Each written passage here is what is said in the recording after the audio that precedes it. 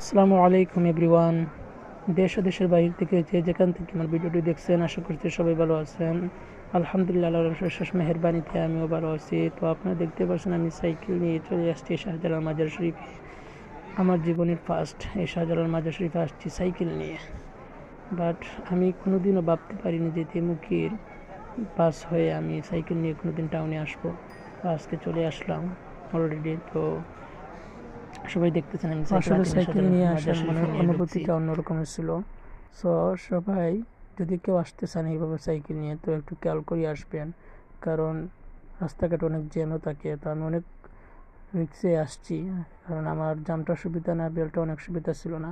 তো আল্লাহর রহমতে, আল্লাহর অলির দোয়ার বরকতে আমি মাজার শরীফে আসতে পারছি সুন্দরভাবে এবং বাড়িতে পৌঁছতে পারছি সুন্দরভাবে।